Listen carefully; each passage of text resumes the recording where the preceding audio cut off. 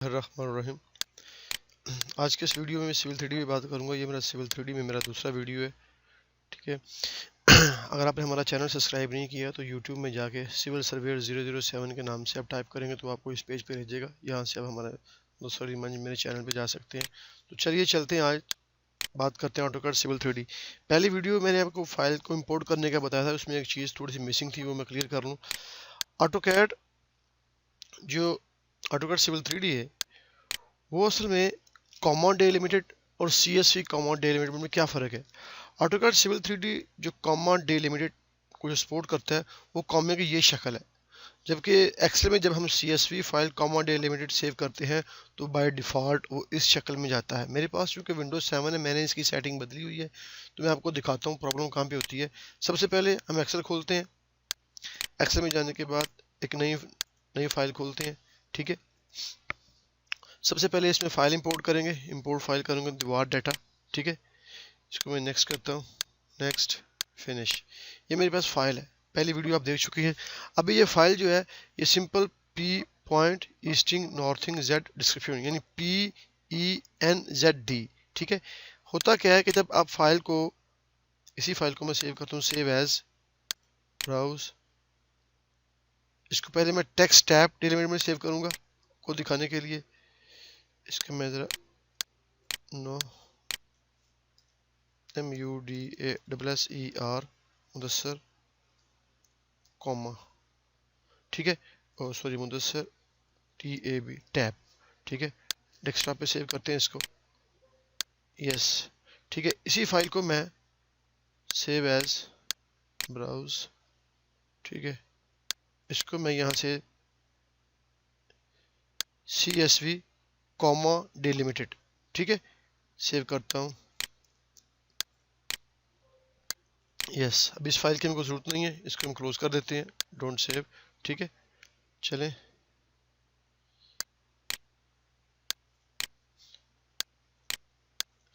دیکھیں یہ Mudassir tab text کے ٹائم سے سیو ہوئی ہے، یہ CSV، ٹھیک ہے۔ اس میں اور اس میں فرق کیا ہے؟ اس میں اور اس میں فرق یہ ہے کہ میں اس فائل کو اور کھولوں گا، اوپن وتھ نوٹ پیڈ، ٹھیک ہے، تو یہ آپ کو نظر آ رہا ہے یہ اسپیس، ٹھیک ہے۔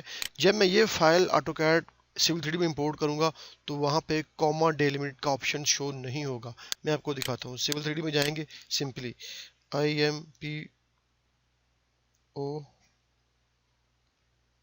امپورٹ پوائنٹ، ٹھیک ہے۔ امپورٹ پوائنٹ میں جانے کے بعد میں یہاں سے اس کو فائل کو یہ مدثر ٹیب، ٹھیک ہے، اس کو امپورٹ کرتا ہوں۔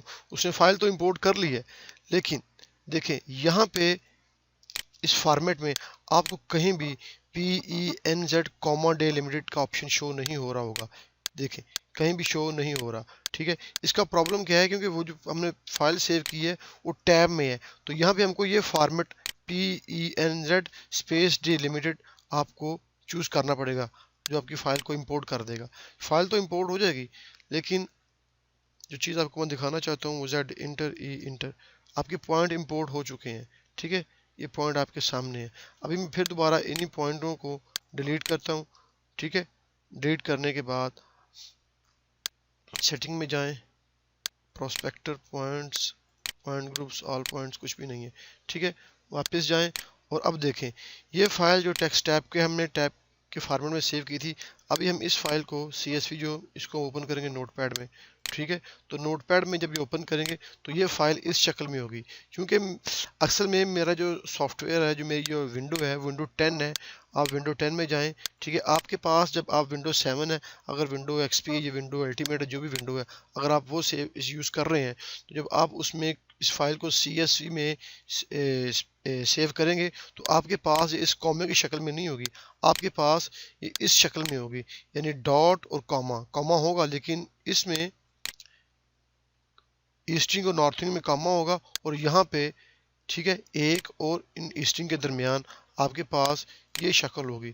اس کی وجہ کیا ہے؟ کیونکہ جو آپ کی جو ونڈو ہوگی اس کی جو بائی ڈیفالٹ سیٹنگ ہوتی ہے وہ کچھ اس شکل میں ہوتی ہے، وہ آپ کو چینج کرنے پڑے گی۔ آپ کو کنٹرول پینل میں جانا ہوگا، کنٹرول پینل جانے کے بعد ریجن لینگویج میں جانا ہوگا، ٹھیک ہے۔ یہاں پہ جانے کے بعد آپ کو جانا ہوگا ریجن میں، ٹھیک ہے۔